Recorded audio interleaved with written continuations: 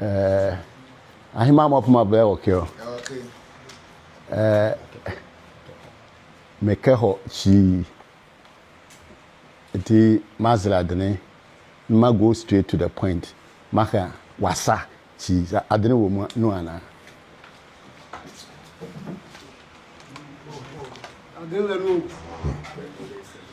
Me that's it. Yo edikan no nda se kese na edema Awulae Kwasi Amakyi a otoso mensa ewo kan dia odidi ema ye nyina se adwenkyire bi ho na entiase a aya ne awesa ne na ase no wanso awesa yasum enti yeda na se papa na ni di achi ne mpaebo so kwa achi ne mpaebo nso yete na meto aso no me bo chairman eye ya yeba George Blemoke ma PhD for djuma suna odi na emri bia e pese e ba ha bia no be na bibia che no na de ne ko nkran yen ye fi nkran aba no no so fie e ko nkran emri bia e pese ne ba bia no bedu na bibia che no say ahia mi be de ha adwen enti na kra am se jama education for kra wo program bi or say education for no mobile am so sample program no ene de man baby a na man ya de enti ene ye de mobana abekire se ono na board no oye ne candidate and as a board chairman enti ye board chairman enti emri bi obeba no apart from so oye na ne nana no oye PhD for so board chairman say bibi kura mutumi hwete gu na soma ye beti won kran ho the tosimienu am say me buy na say ye me ne me madwuma for ye be share ye be so PhD simu no ye de ade be sie ni su say emri bia no ye ne oman no ene nananom be di nkuta ho ama bibia ni a na obi ate mpanifo wo bebi na nananom ngira manim embu be chame ye say anoni anu hia ntotomba sembi oha na woka ebufusem kra abon se abafom na asem we de nana wanimu madam for egbeni we say anoni anu hia ntontomma ntontomba we de ntotomom na emba me baha bosumbe miensa etwemi be April ni mu a na me baye no na hye bo se bibia ho bia ya yemfamba ne nchema obia hu nsema ekoso saamre no me ka se asase na ama sesi a yakoba no efe de abaya yipuma wo kwan mu ema lands commission for mpanimfo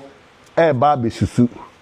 na me sa hye bo se yesusu wi a de wo mu bia meba Awulae nim na mabebo na mane mu ahu de ekoso ama emretu mri bia no no nim de ekoso ye mpese obeti wo baabi se yesi asusu asase na wie onim ho hwe yesi asase nkra yesei na yabisa nana yesi wa masasase no na de kra me nka ho hwe o daabi ye pese sankuta ho die no etumi edi abrane aninti ena ye ba ye ba wo bosha ye hye se so omsusu asase ni wie a de wo so bia na ye beba Awulae ne mpanifo enim na ya bebo mo amane nti ye ba na amane tintini tietia ne se ye bebo Awulae ne mpanifo amane se asase no wo masusu awie se ne ne enim no e ka se ye pe 20,000 acres ahyase no montwen ma kakra bi bai amana na monkra po binum kasa wo ho ma enam se project ni delay ntino omampani eye ne se ti no pam no yemfa 5,000 hectares ye 12,000 almost 400 acres ene yemfa ye adwuma enti lands commission for abesusu sa asase ne pepepe o ma ye pillaring o ma sa ye evaluation ene o de report abrayen se adwuma no ma ye awie enti me bebo nanan mama ne se sa adwuma no land commission for the krata brain say o ma ye awie na o ma ye awie sa no de to aso ne say say aban ɛde sika bi ɛto sɛ odi tua asase wurafo no ka na odi bi so atua ebi pa onya asase wura na mom na japade bi wo asase ne so no sɛ enye compensation ba ko pa ne atua ba ko ya asase wura de ene ba ko so so ye sɛ sɛbe wafuo wo so ana sɛ wodan bi si so a ene so so no yɛse yɛhye wa na mu na atua ka na ba bi yɛse etu nipa ɛkɔ ba bi foforo no ɛho nguta hodie nyina yɛtumi adi baby yɛduru no yɛne yɛabɔ yɛmpanifo na amane in fact nura kra yɛ minister for energy and green transition no kasa wo ekokasie bi a ɔmo yɛ wɔ nkran nura ya ɛmo bɔ so sɛ sese baby yɛduru no aka bi na ɔmo ayɛ nkrata sɛ wɔ asase ne ho na kyɛ sɛ feedie yɛtumi ayɛ adwumadie na yɛdi no yɛso so PhD so a yɛbɔ chairman ɛwɔ ha wura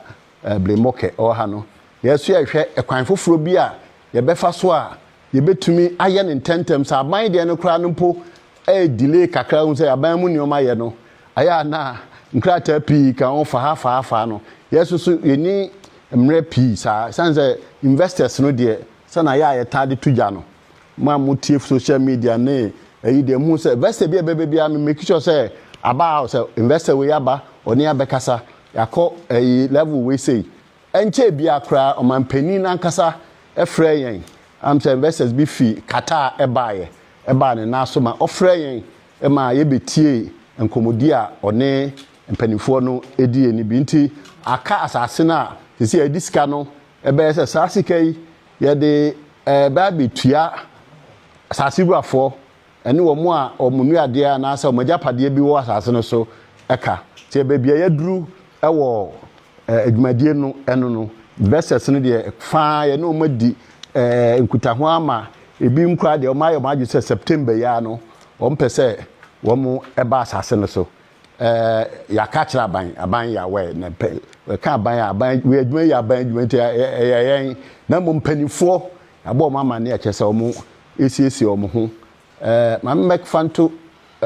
Awulae nam sɛ awurate na sɛ asɛm bi wɔ ho a na wɔ nsɛmbisa bi wɔ hɔ a yɛbɛtumi ayi ano ma ntiase no akɔ baabi ɛsɛ kɔ a na kyerɛ sɛ yɛtumi aba nti na yɛ baayɛ a yɛnante seɛ ɛno no medamase